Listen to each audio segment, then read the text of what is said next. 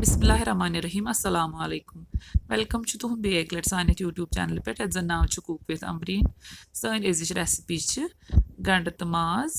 तो चलो करो इस रेसिपी स्टार्ट यदन माज निमुत यह थोमुत ऑलरेडी छिलित साफ करित तो बेस यन निमुत नम टमाटर आग यम थमित कतरत बेस निमित यन नम गंड यमन थमुत न्युक न्युक करित यपर न्यू वन मस्टर्ड ऑयल तो वन करो वीट योताम यह गरम गि यन गो तेल गरम तो अत त्रो वन गंड तो यम करो फ्राई यह रनो बिल्कुल सिंपल पे अत ज्यादा मसाल त्रोन अत मज कह करो ये बिल्कुल सिंपल पे तैयार माज तो गंड गंड युथी हाफ फ्राई गसन तो अम पत त्रो नम टमाटर अत पे मज तो बी त्रो अतन जिंजर गार्लिक पेस्ट चमच तो बी त्रो थोड़ा सा नून अतन ताकि यम टमाटर गसन जल्दी सॉफ्ट वन नम टमाटर करें फ्राई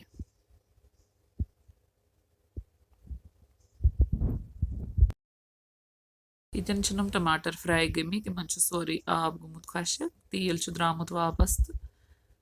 वन त्रो यन यह माज उस छिलित थोमुत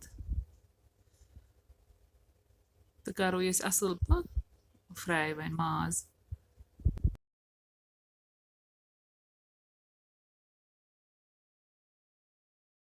यन माजस आब द्रामुत पन यन वन माज तोतामत फ्राई कर योतामत यह आब सोरे ड्राई गि तो अत नीर तेल वापस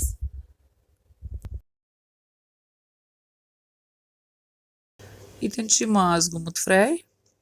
तो वन त्रो अत कह पाउडर मसाल अत त्रो मे वो गोड़े त्रो अत ज्यादा मसाल कह सोबुत मसाल त्रोस कह त्रो सिंपल बेसिक मसाल मरचवांगन चमच बे लिद्र चमच बादियान पाउडर चमच गरम मसाल पाउडर चमच ओड तो बे नून चमच तो यम त्रो अत मज करो यम मसाल ते फ्राई आग 2 सेकंड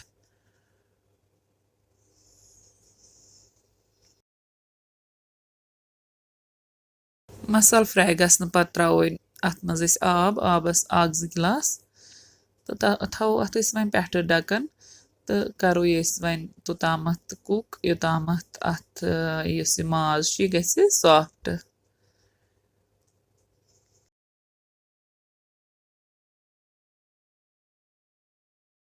लगभग 4 सिटीमो पत करो चेक माज यह गुमुत बिल्कुल असल सॉफ्ट थोड़ा ग्रेवी रोजम तो अत दिमो वन इथे पे ग्रैक 2-5 ताकि ग्रेवी गि थोड़ा सा रिड्यूस यन त्रोस वन यह फ्रेश दान वल पे टित ज्यादा त्रावन कह कम त्रावन अम सस थोड़ा फ्लेवर असल थोस वन पे ढकन तो दिमो अत रेस्ट 2-5 मिनट 2-5 मिनट रेस्ट पत करो वन सर्व सानी रेसिपी बिल्कुल रेडी गम तो अगर सन रेसिपी पसंद आम वीडियो कर ज़्यादा से ज़्यादा लाइक तो शेयर बे दीजो पन फीडबैक कमेंट सेक्शन रेसिपी कर जरूर ट्राई अल्लाह हाफिज़।